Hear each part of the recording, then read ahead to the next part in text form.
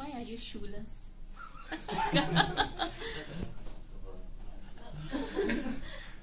You're the second student I know who presents shoeless.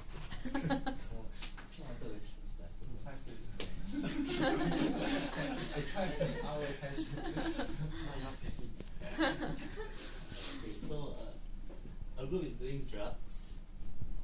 Yeah, I don't get a joke.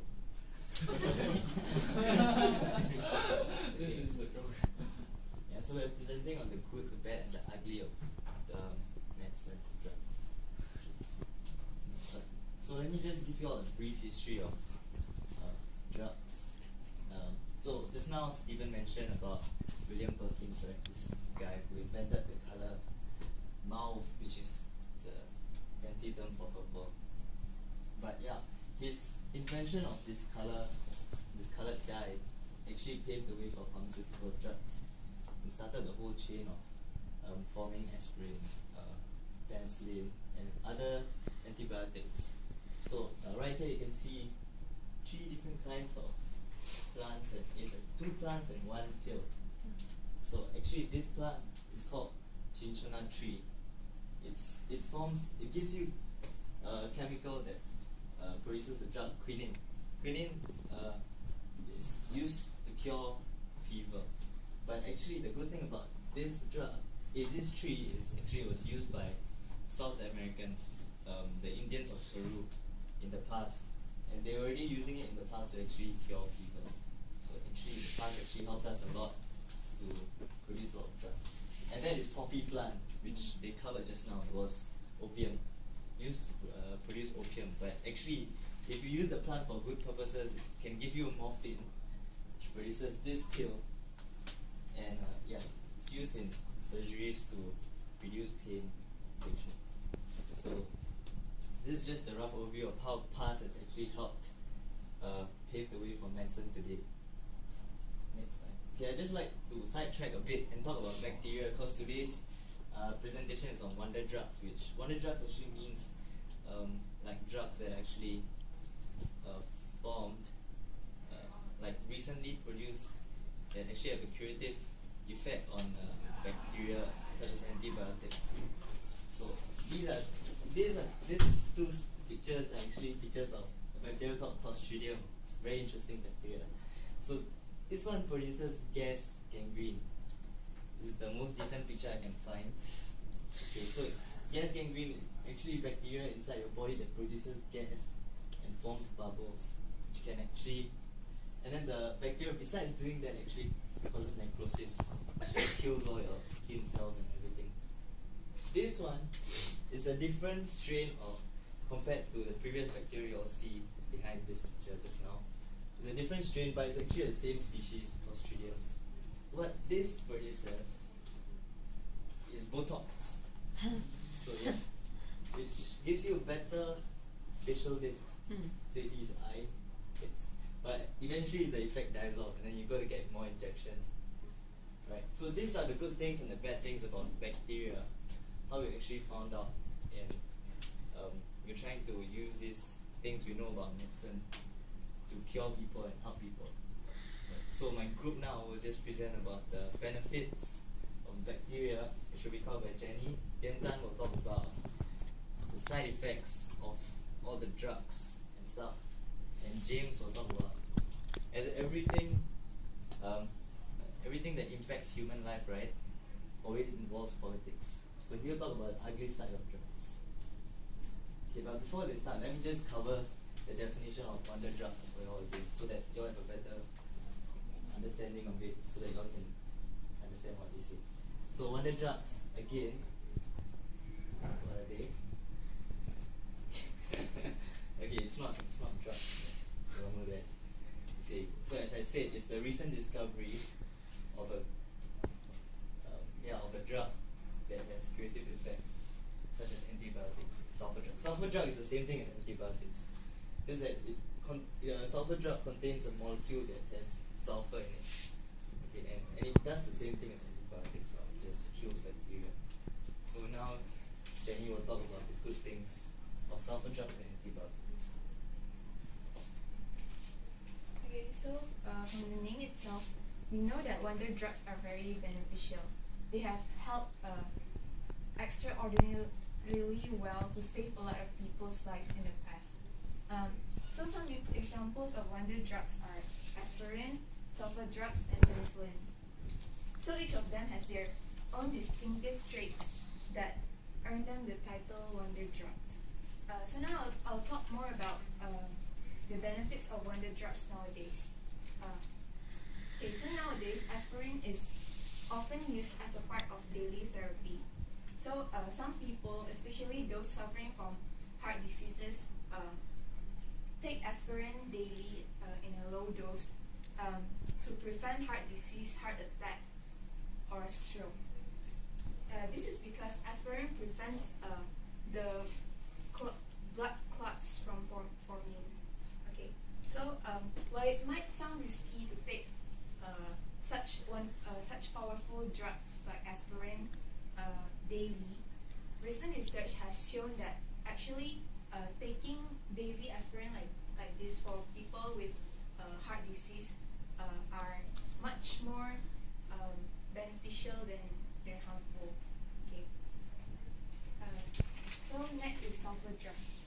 So sulfur drugs, on the other hand, kills bacteria and fungi by interfering with their metabolism.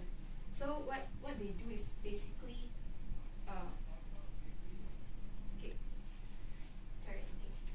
these drugs are most commonly used to treat urinary tract infections because they tend to concentrate in the urine before being excreted. Then next is penicillin. Penicillin is one of the earliest true antibiotic, and it is still widely used even today. So penicillin basically works by attaching itself to bacteria as they divide, and then they prevent them from creating the cell walls, new cell walls. So one of the traits that makes penicillin so beneficial is that although it works on a very wide range of bacteria, it actually has very little side effect, very minimal side effect on most people. So making it possible to treat patients without definitive diagnosis. So while wonder drugs have benefits, they also have side effects. So Yentang will talk about this one. Okay. So along with the wonder drugs needed effects that Jenny has talked about, medicine may cause some unwanted effects. Although not all of the side effects may occur, but if they occur, we need to take further medicine. Okay. First, for aspirin, clinical, there are evidence show that the gastrointestinal bleeding has been reported in as many as 3% of treated elderly patients. And another one case control study has suggested an association between aspirin consumption and appendicitis may exist.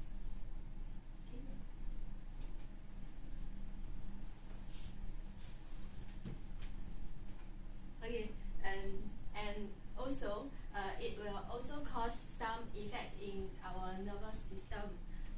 Subjective hearing loss may occur. Some investigators have reported that the use of aspirin may result in decreased frequency sensitivity and may therefore impair hearing performance, particularly in setting of background noise.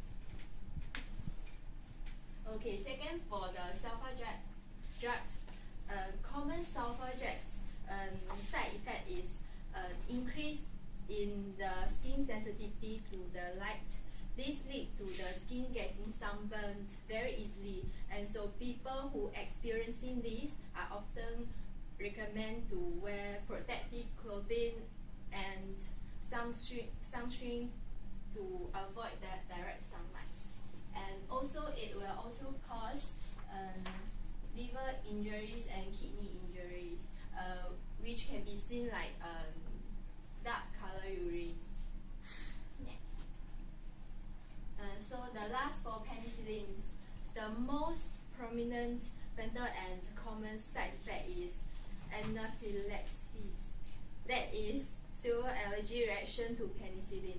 So maximum number of individuals are known to show the penicillin allergy rush on their body. So initially it might not seem like a problem. So people may ignore this problem.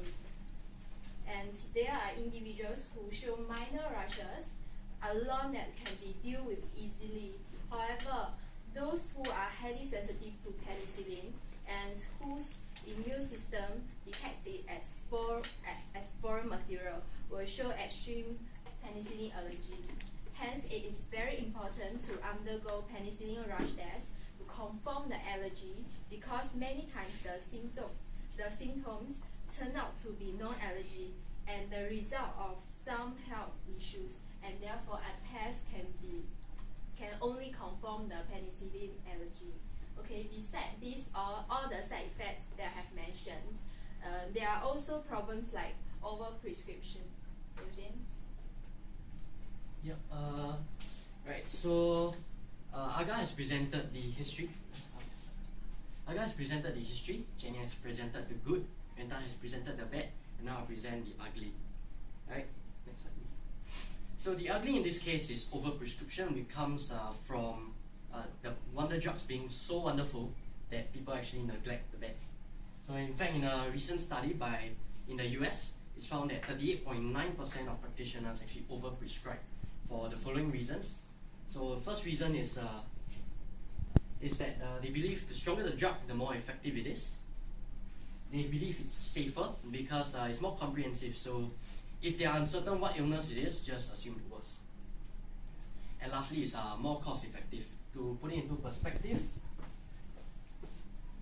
right? So Panadol, one box of Panadol costs you $7, all cold storage prices, right? It can cure flu, cough, as well as stomachache, compared to 3 times more, right? If you get individual drugs. Next. So next I'll be talking about medical ethics, right? So under prescription, there's a problem. So if let's say a patient were to tell doctor his symptoms but not tell everything, sometimes doctors can underprescribe, and sometimes greater problems may arise whereby the sickness is still not cured. And more often than not, the doctors actually get fired for lawsuits. Overprescription also has a set of problems. So the same reason, let's say the patient does not tell everything but he self-medicates. Doctor instead prescribes stronger drugs. Side effects may develop, but most patients do not know better, and you assume it's just a new illness. So in this case, doctor does not get filed for lawsuit.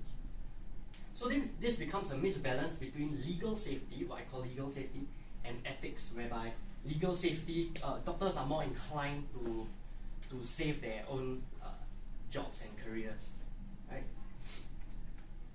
So to conclude, you've seen the good, the bad, and the ugly, and just think about it.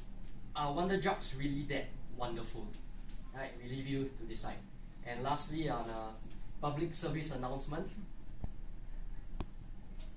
yeah, do not see your doctor. Thank you very much. Thank you.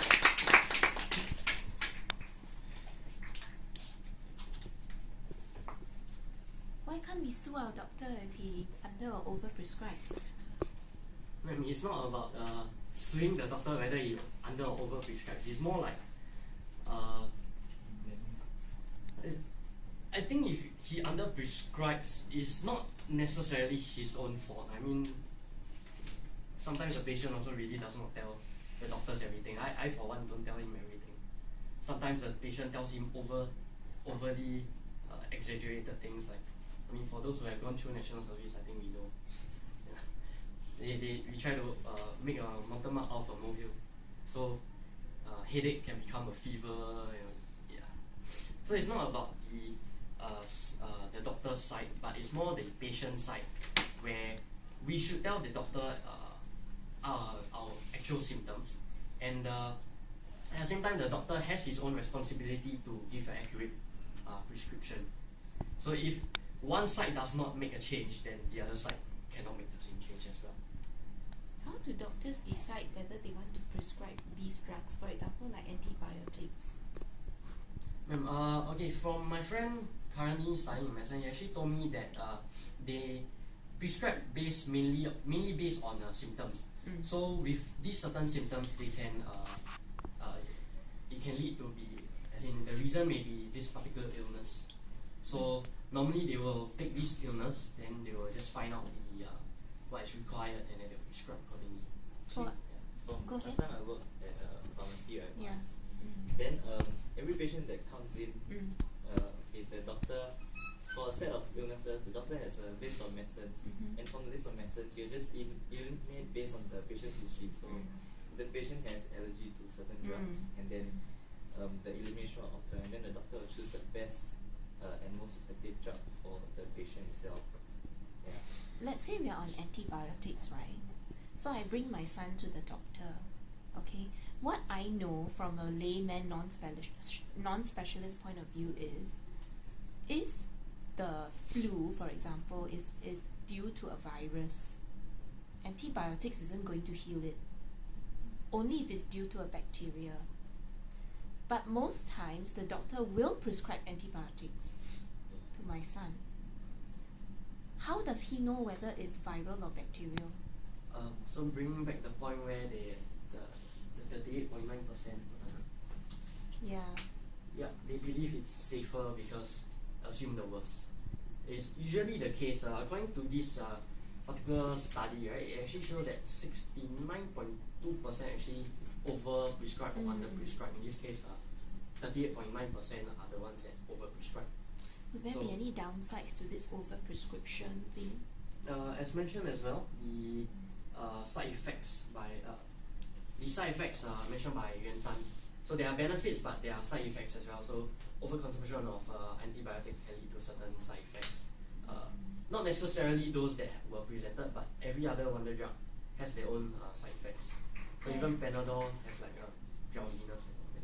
Yeah, actually there are a lot of side effects listed there, but I only choose those most common ones. So they are actually like, for example, the gastrointestinal is actually for every single drugs that you take.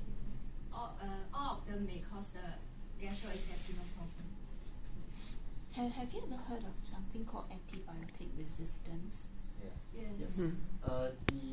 It's where the virus actually develops resistance to Actually, antibiotics. right now, right, there's tuberculosis is the main issue in third world countries because there's this thing called MDR and XDR. So MDR is multi-drug resistant tuberculosis, and then XDR is, I think,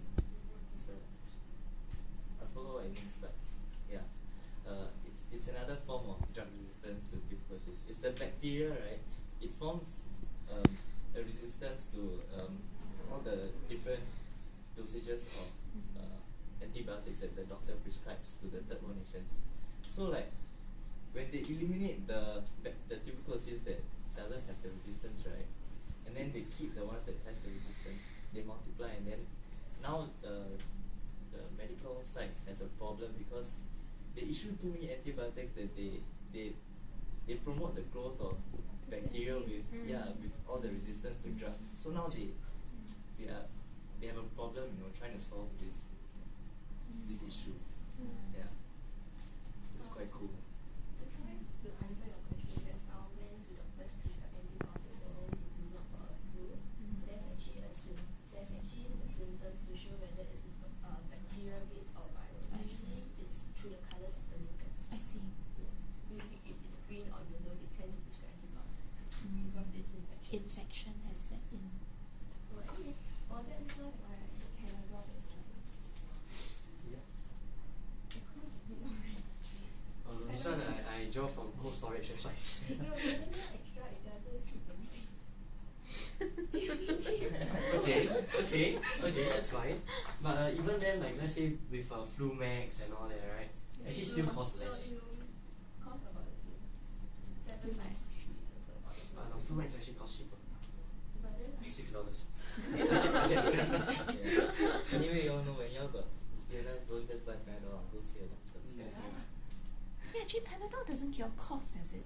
It doesn't alleviate, does it? Panadol is like a think Panadol for painkiller, cough. isn't it? It's an analgesic kind of thing. I take Panadol for cough.